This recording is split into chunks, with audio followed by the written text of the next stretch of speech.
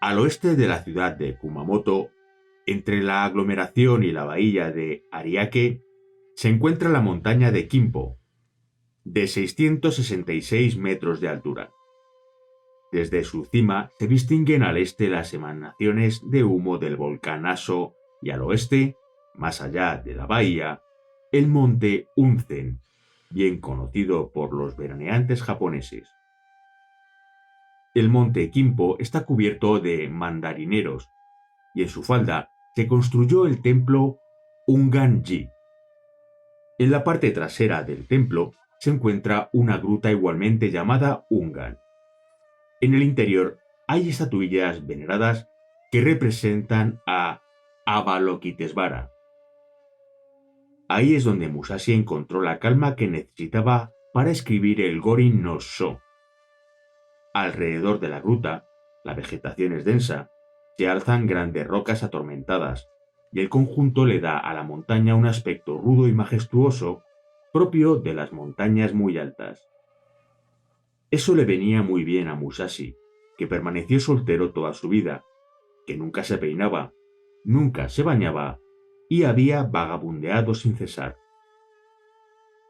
Así había podido reflexionar fácilmente y meditar sobre su vida y su filosofía. El Gorin no Sho se divide en 6 capítulos. 1. Prefacio. Musashi resume brevemente su vida e indica luego las reglas a las que obedece al escribir este libro. 2. Capítulo titulado Tierra. Musashi explica aquí las líneas mayores de su táctica y para hacer más accesibles sus explicaciones, la compara con el oficio del carpintero de obra. 3. Capítulo titulado Agua. Musashi expone un método destinado a forjarse a sí mismo psíquica o espiritualmente. Explica cómo mantener la vigilancia de la mente, qué hay que hacer con el cuerpo, con los ojos, cómo sujetar un sable y servirse de él, la posición de los pies, etc. Todo cuanto escribe se basa en su propia experiencia, adquirida a lo largo de toda su vida a base de combates y ejercicios mantenidos sin descanso durante numerosos años. Así, se trasluce en su relato una energía arrolladora. Todo lo que escribe no es simplemente fruto de una imaginación, y cualquiera puede beneficiarse de ello, sea cual sea el tipo de vida que tenga. 4. Capítulo titulado Fuego. En este capítulo, Musashi explica la táctica que hay que aplicar tanto en el simple duelo como en las grandes batallas. El lado psicológico y dinámico de su punto de vista es muy interesante. Musashi piensa que son las mismas reglas las que rigen tanto los combates singulares de todo tipo como las grandes batallas. 5. Capítulo titulado Viento. Criticando las características de las otras escuelas, Musashi destaca el espíritu filosófico de su escuela Niten. En el capítulo Viento, explica por qué tituló los anteriores capítulos con los nombres de Tierra, Agua y Fuego. A sus explicaciones, añadiremos las nuestras en lo que concierne al ideograma viento, que puede significar, entre otras cosas, característica, sabor. Shirakawa Shizuka es un especialista japonés del estudio de los orígenes de la escritura japonesa. Estudia especialmente la escritura arcaica de la época Chang, 1150-1250. Hacia esa época nació la escritura china. Ha estudiado numerosos glifos en incisiones en paletilla de hueso, concha de tortuga o grabados en metal. Señala que el ideograma que actualmente representa viento se expresa en la época Chang con el dibujo de un fénix. El fénix era el pájaro mensajero universal de las divinidades. En aquella época arcaica, el viento era considerado la parte viva de la naturaleza. El viento es invisible, pero es característico de las estaciones y de las 4 direcciones. Así pues, tiene un alma, y se lo asimila a característica y sabor. 6. Capítulo titulado Vacío. La culminación de la táctica de Musashi puede resumirse en una palabra: vacío. El vacío es comparable al firmamento purificado de todas las nubes del extravío.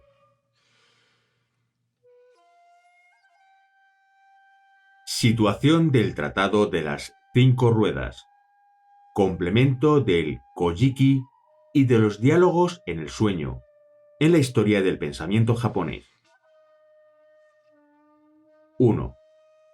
El Kojiki es un texto arcaico. Los diálogos en el sueño pertenecen a la Edad Media, y el Tratado de las 5 Ruedas ocupa la cúspide de los tiempos modernos. 2. El Kojiki recubre todo el sintoísmo. Los diálogos en el sueño son representativos del budismo japonés, y el Tratado de las 5 Ruedas es la flor del Bushido. Así, hemos tratado de hacer resaltar el espíritu de los tiempos modernos y del pensamiento Bushido en este Tratado de las 5 Ruedas, intentando captar sus elementos más importantes que constituyen el pensamiento japonés con el Kojiki y los diálogos en el sueño. 1. El Tratado de las 5 Ruedas y los tiempos modernos. Recordemos que en el momento de luchar contra Yoshioka Matashichiro, Musashi había llegado solo y que, de camino, la visión de un santuario le había parecido un feliz presagio. Cuando está a punto de tirar el cordón sagrado de la campana, se acuerda de que nunca me he confiado a Buda ni a las divinidades, pero, de pronto, frente al peligro, me pongo a venerarlos. ¿Cómo van a tomarse eso las divinidades? Y se aleja rápidamente. El sudor de la vergüenza me inunda hasta los talones. Musashi tenía por divisa venerar a los budas y las divinidades, sin contar con ellos. En el relato que acabamos de hacer, es fácil descubrir el espíritu autónomo de los tiempos modernos. Comparemos el Kojiki con el Tratado de las 5 Ruedas de manera más concreta con ayuda de la adoración del sol. Decía Bergson que la adoración del sol, así como la del cielo, se encuentran un poco por todas partes. Cita en primer lugar la diosa solar del sintoísmo de Japón. Cita luego la religión egipcia antigua, las de la India, el Irán, la China, Grecia, Roma y Babilonia, así como la de los teutones. En esta enumeración parece que el Japón haya sido el primero en venirle al pensamiento a Bergson, tal vez con la imagen de la bandera nacional. En la introducción del Kojiki evocábamos la adoración al sol en el Japón desde la época arcaica hasta hoy. Esta adoración la encontramos también en los grandes pensadores modernos europeos. Montaigne se divierte: el hombre es bien insensato, no puede forjar una cresa y forja dioses a docenas. Pero en cambio no olvida la célebre poesía de Ronsard sobre el pensamiento, de aquellas a las que se ha dado cuerpo, como la necesidad lo ha requerido. En medio de esta ceguera universal, me parece que hubiera preferido unirme a los que adoran al sol. Y también Goethe reconoció a Eckermann que tenía el carácter de un adorador del sol como luz y productividad de Dios. También alaba la adoración solar en Prometeo y la segunda parte de Fausto. En el Tratado de las 5 Ruedas, en el capítulo Fuego, hablando de la topografía de los lugares de combate, Musashi insiste en la importancia de escoger un lugar en el que se tenga el sol a la espalda.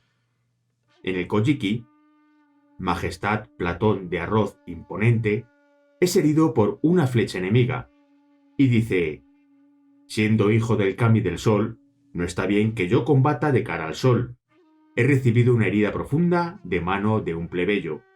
Ahora vamos a darnos la vuelta para que yo combata con el sol a la espalda.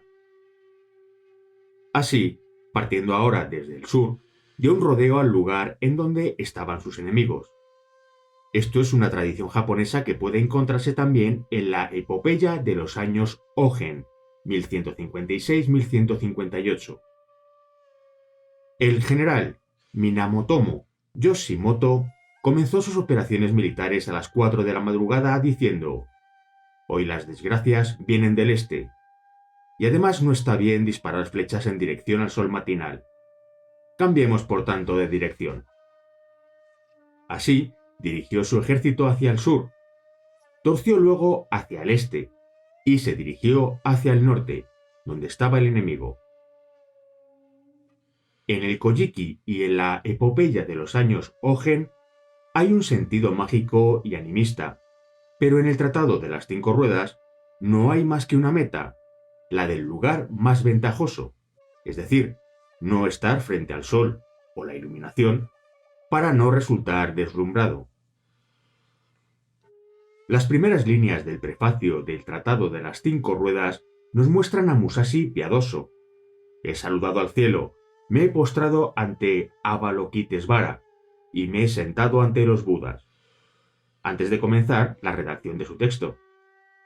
Pero en ningún pasaje del Tratado de las 5 Ruedas se encuentra ningún sentido mágico. Como decía Bergson, la magia es lo contrario de la ciencia. En vez de preparar la venida de la ciencia, la magia fue el gran obstáculo contra el que tuvo que luchar el saber metódico. Y no hay nada en común entre la magia y la ciencia. Por tanto, la magia es tan solo la exteriorización de un deseo. Pero es innata en el hombre. Los hombres, tanto los civilizados como los primitivos, se sienten por igual atraídos por la magia. Basta con observar la moda de las obras de magia en el mundo de hoy. En las Fudoki, crónicas de provincias, podemos leer: «Cuando se pasa cerca de esta gruta se grita muy fuerte. Si se pasa en silencio, aparecen las divinidades, se levantan tornados y vuelcan siempre los barcos cuando pasan».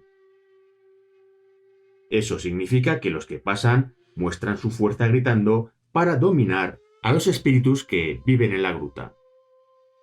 Sin estos gritos, se enfurecen los malos espíritus de la gruta.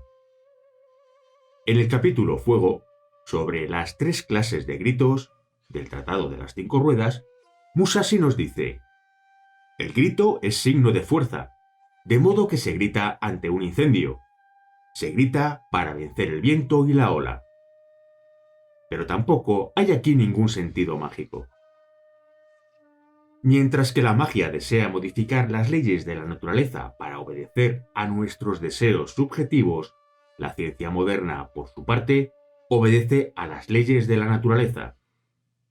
El Tratado de las 5 Ruedas utiliza en este sentido razón, principio en unión con ventaja y eficacia. Obedecer al principio de la naturaleza consiste en aportar la mayor eficacia. Conocer las ventajas es alcanzar la razón de la naturaleza. Esta insistencia en ventaja y eficacia es la gran característica de los escritos sobre las 5 ruedas. Al final del capítulo Tierra, Musashi enumera 9 principios básicos de su táctica. El quinto es saber distinguir las ventajas y los inconvenientes en cada cosa. El noveno es no hacer nada que sea inútil.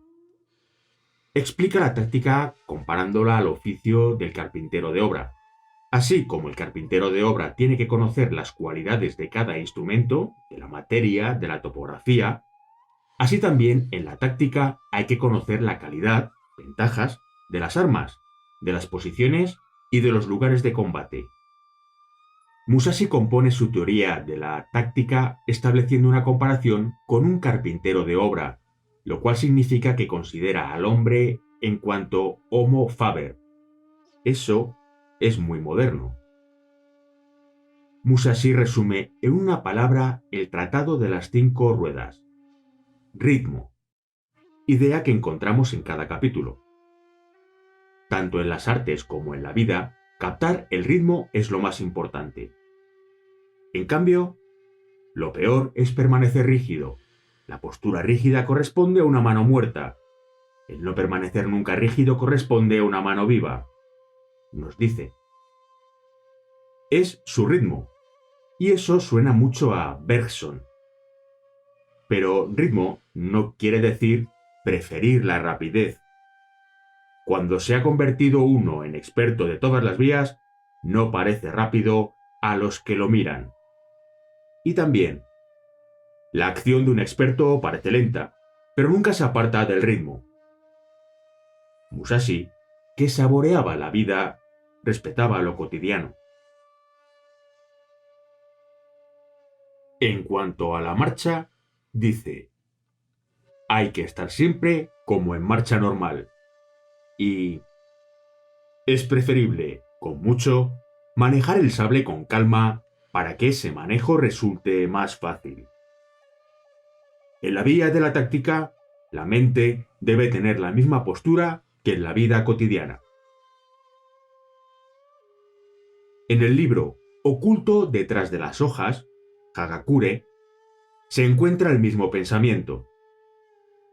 Los virtuosos tienen el corazón despreocupado y no se apresuran en ninguna cosa. Los hombres bajos se tropiezan sin calma y están agitados. El espejo militar de la provincia de Kai Sur, Koyo Gunkan y Oculto detrás de las hojas nos muestran supersticiones. Cuando uno está gravemente herido en un campo de batalla y no puede detener el flujo de la sangre, hay que hacer una mezcla de agua y estiércol de caballo gris tordo y beberla. En Europa, donde nacieron las ciencias modernas, un funcionario lionés del siglo XVII apuntó en su diario un remedio contra la fiebre. Trabajar una masa humedecida con orina de un enfermo cuya fiebre se encuentre en su comienzo y hacer que esta pasta la coma un perro. Entonces el perro hace cesar la fiebre del enfermo que sana. La característica del Tratado de las 5 Ruedas es que no contiene ninguna de estas formas de superstición. 2. El Tratado de las 5 Ruedas es el ideal de un samurái. Para Musashi, el ideal de los samuráis consiste en esto. Tienen que ser superiores en todo a su adversario. O bien ganan en combate singular, o bien salen vencedores en una batalla. Buscan los honores y un alto rango social para su señor y para ellos mismos. Los diálogos en el sueño predican sin cesar que hay que permanecer indiferente a las ideas de reputación y provecho. Eso es normal en un libro religioso de la Edad Media. En cambio, el Tratado de las 5 Ruedas no predica en absoluto la salida del mundo, sino que más bien recomienda conocer ampliamente las artes del mundo. Que se sepan discernir las ventajas e inconvenientes del mundo, que se conozca el lado bueno y el lado malo de las cosas, que se penetren todas las artes y todas las vías, que uno no pueda ya ser engañado por nadie. Además, todo es motivo de aplicación de la propia táctica. He aplicado los principios de la táctica a todos los ámbitos de las artes. En consecuencia, en ningún ámbito tengo maestro. Gracias a esta táctica no solo podremos vencer con nuestras propias manos y nuestro propio cuerpo, sino que nuestra visión será superior a la de los otros y venceremos para que se unan a nosotros los hombres buenos. Venceremos para alimentar al pueblo. Oculto detrás de las hojas, nos dice igualmente: lo más importante para un samurái es tener hombres. No lo conseguiremos alimentando nuestra boca. Si compartimos nuestra comida con los trabajadores, conseguiremos nuestros hombres. Pero hay una gran diferencia entre Oculto detrás de las hojas y el Tratado de las 5 Ruedas. El primero es una filosofía de muerte, y el segundo no dice nada sobre la muerte. Eso recuerda al traductor estas palabras de Spinoza. En ninguna cosa piensa menos un hombre libre que en la muerte, y su sabiduría no es una meditación sobre la muerte, sino sobre la vida. Para Musashi, se excluyen las medias tintas y la debilidad, y saca su conclusión. En ninguna cosa se puede obtener victoria sin obedecer a la inteligencia. En mi escuela no pensamos nada que no sea razonable. Tratamos de arrancar la victoria por todos los medios gracias a la inteligencia de la táctica. Así, hacia los 50 años, Musashi se unificaba con la táctica y alcanzaba el fondo secreto de la vida. Escondido detrás de las hojas dice que es mejor perfeccionarse lentamente a partir de los 50 y antes de los 40 es mejor ser fuerte, pero hacia los 50 es mejor endulzarse. Parece, por tanto, que los 50 sean un punto de inflexión en la vida de un hombre. Terminaremos esta introducción con una reflexión sobre las preguntas que asaltarían espontáneamente a los lectores. ¿Por qué la espiritualidad o la religión puede unirse a las artes marciales, a los combates y las batallas? Miremos de frente la historia de la humanidad. La guerra ha sido siempre un factor de desarrollo de las civilizaciones y, muy a menudo, la paz solo se vio preservada por un equilibrio de fuerzas. Para comprender la estructura de la humanidad, regresemos otra vez a la más antigua escritura china gracias a Shirakawa Shizuka. Los más antiguos caracteres chinos referidos a la espiritualidad estaban en estrecha relación con los asuntos militares. Bia, Tao, en japonés Do, este carácter tenía la forma de un camino en el que se había enterrado una cabeza enemiga. El camino estaba a menudo maldito por los enemigos y había que desembrujarlo con actos mágicos. Los grabados de este carácter sobre metal mostraban la cabeza mantenida por una mano. ¿Era un explorador que participaba en una batalla? ¿O bien un ejército en marcha que llevaba una cabeza enemiga como deshechizo? Aprender, Kyo, en japonés Gaku. Este carácter tenía la forma de un caserón con vigas de techumbre entrecruzadas en el que los jóvenes eran mantenidos aparte para recibir una educación tribal severa. Antes y después de las batallas se celebraban ceremonias en este edificio. Enseñar, Kiao, en japonés Kyo. Este carácter tiene casi la misma forma que el anterior, solo se ha añadido un látigo. Recto, Cheng, en japonés Sei. Este carácter tiene la forma de un cuadrado que simboliza una ciudad fortificada, debajo del cual se encuentra una insignia que significa detener. El conjunto, que significa recto, muestra una ciudad fortificada vencida por un ejército. Armonía, Huo, en japonés Wa. Este carácter tenía la forma de una puerta de cuartel. Antaño se daba al carácter militar, Gu, en japonés Bu, el sentido de detener la lanza, pero el estudio de la forma de este carácter grabado en los huesos adivinatorios o en bronces ha mostrado que se trataba de un hombre que caminaba con una lanza en la mano.